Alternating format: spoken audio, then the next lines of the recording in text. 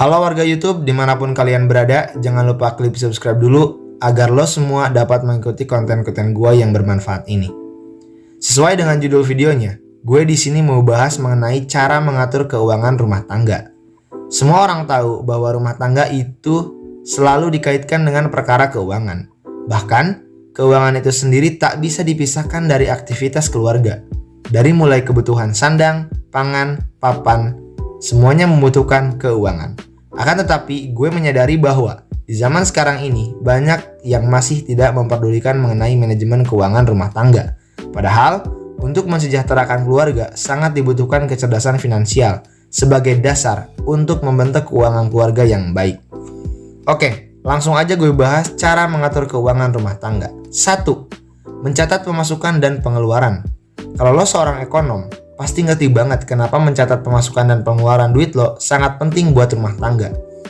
Gak hanya di rumah tangga, proses mencatat pemasukan dan pengeluaran juga sangat berguna buat suatu perusahaan.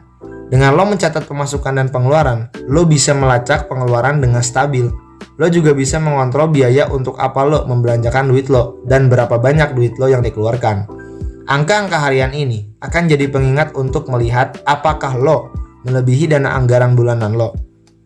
Itu akan membuat keuangan rumah tangga lo lebih stabil dan terkontrol. 2. Prioritaskan kebutuhan.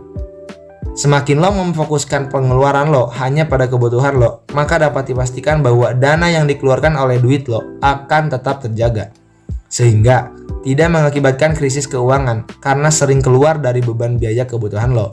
Coba lo catat daftar kebutuhan rumah tangga lo tiap bulan, dari yang terpenting hingga yang dapat ditunda terlebih dahulu. Dengan begitu, lo bisa memenuhi kebutuhan keluarga lo tanpa harus merasakan yang namanya kekurangan dana untuk pemenuhan kebutuhan lo.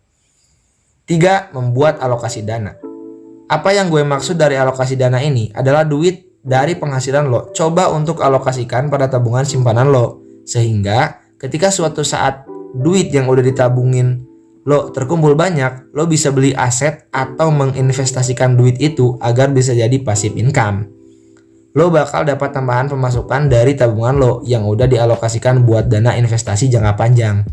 Lo juga alokasikan dana keluarga lo buat beli aset yang lebih menguntungkan. Tapi ingat, dengan catatan kalau lo tiap bulan udah memenuhi kebutuhan keluarga lo. Alokasi dana buat investasi yang dihasilkan dari simpanan duit lo dari tabungan itu hanya boleh dilakukan apabila kebutuhan keluarga lo udah terpenuhi tiap bulannya. Jadi, simpelnya kayak gini. Lo sisakan penghasilan lo tiap bulan untuk dana darurat, investasi, dan tabungan. 4. Lakukan transaksi secara tunai.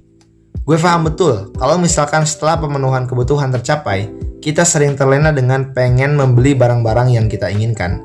Cuma karena kita gak ada duit, sering banget kita memberanikan diri dengan membeli barang tersebut secara kredit. Kenapa di sini gue bilang transaksi secara tunai itu penting buat atur finansial lo? Karena ketika lo beli barang yang diinginkan keluarga lo secara kredit, maka biasanya harganya akan membengkak kalau pakai kredit. Contoh deh, kita beli motor dengan cara kredit, pasti harganya akan membengkak. Lo juga akan terganggu dengan penagihan yang terjadi tiap bulan. Jangan sampai keluarga lo memiliki beban hutang dalam jangka waktu tertentu, hanya karena pengen beli barang yang keluarga lo inginkan. Solusinya, lo bisa nabung dulu dan tahan rasa ingin lo membeli barang yang bukan prioritas utama. Bunga kredit yang gede banget akan bikin lo pusing mikiran utang. Bukan malah ngumpulin buat investasi, tapi malah ngumpulin buat bayar beban hutang hasil dari kredit beli motor seperti contoh di atas. 5. Hindari gaya hidup hedonisme. Sederhananya kayak gini, siapa sih yang gak mau hidupnya bahagia? Ada banyak cara agar diri lo dan keluarga lo bahagia. Tapi kebanyakan orang untuk dapat kebahagiaan adalah dengan cara hedonisme. Itu bakal bawa lo efek negatif, terutama buat finansial keluarga lo. Demi kesenangan orang-orang, jadi gak peduli dengan keuangannya. Rela berhutang demi memenuhi kesenangan lo adalah sikap yang buruk. Lo bakal sampai pada situasi krisis ekonomi dan berdampak buruk buat rumah tangga lo. Cara agar lo bisa terhindar dari gaya hidup hedonisme adalah dengan merubah mindset konsumtif jadi produktif. Ubah pola pikir lo. Gimana caranya? Lo bisa produktif menciptakan sumber pemasukan yang baru ketimbang lo konsumtif. Lo hanya akan menikmati produk yang lain yang menghasilkan duit dan menghabiskan duit lo. Kalau lo ingin melakukan self reward, coba batasi itu. Jangan berlebihan hanya karena lo ingin kasih reward ke diri lo. Jadi, kesimpulannya, finansial merupakan hal yang sangat krusial di suatu rumah tangga. Ketika lo berhasil mengatur finansial lo dengan baik, maka rumah tangga lo akan sejahtera karena habit yang diterapkan cukup bikin lo tersadar mengenai betapa pentingnya kecerdasan keuangan. Banyak rumah tangga yang hancur gara-gara gak bisa mengatur finansial keluarganya, tidak bisa menganalisa situasi sendiri, dan memprioritaskan belanja buat kebutuhan keluarga. Thank you yang udah nonton, semoga bermanfaat. See you next time.